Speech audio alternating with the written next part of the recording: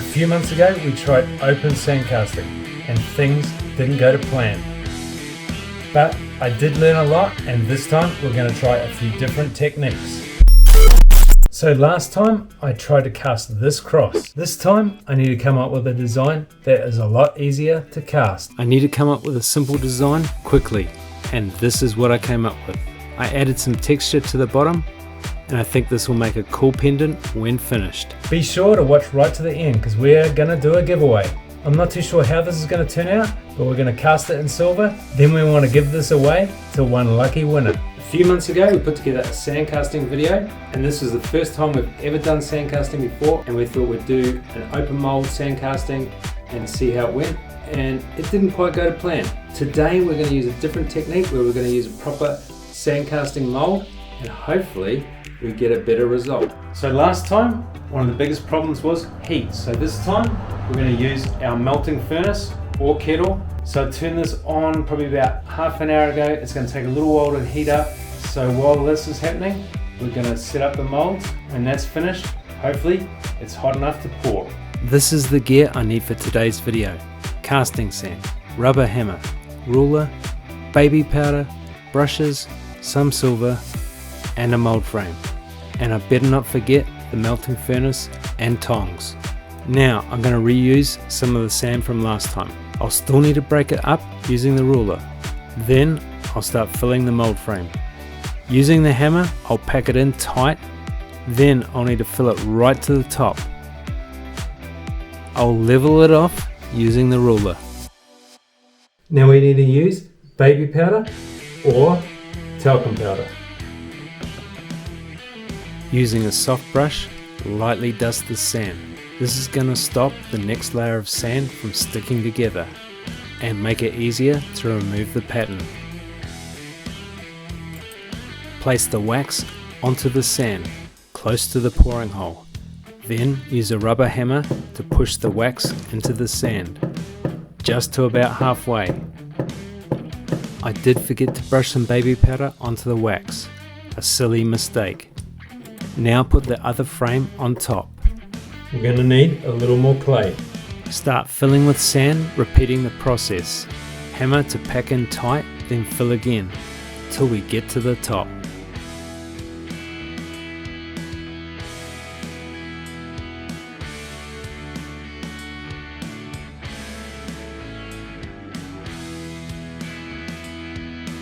Now I need to remove some clay for an entry point.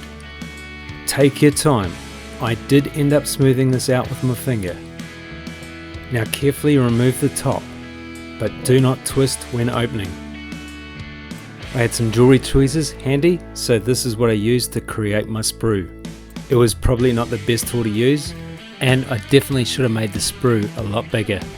Repeat this process on the other side, then carefully remove the wax and remove any sand that falls into the mold.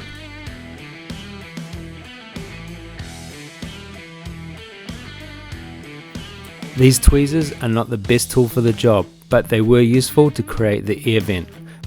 I used a 6mm drill to create the hole. Now we're ready to put this thing back together. Just making sure there's no loose bits of sand or jagged edges that could break off. Nice and smooth, and it looks like we're good to go. I've added some masking tape, and this should stop it from coming apart. What I'm going to do is place it on my sink bench because it's got some grooves in it, and that'll set it up right. Now I can see the melting furnace is getting pretty hot. I'm not too sure if it's quite warm enough yet, but I'm just going to give it a quick stir, and then hopefully it won't be too long until we're pouring. This thing is damn hot, so let's get ready to pour.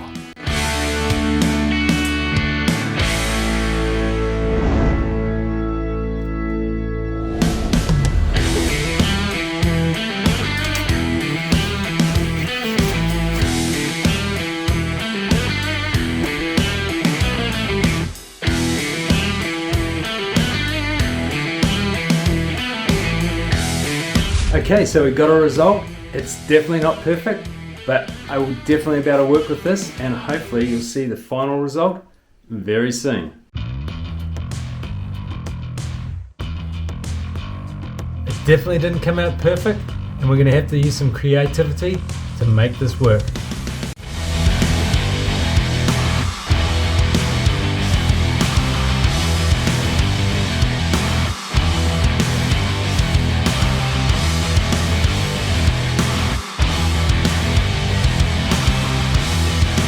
The bail's on, but now we have to get a little creative and try and fix this little area up here.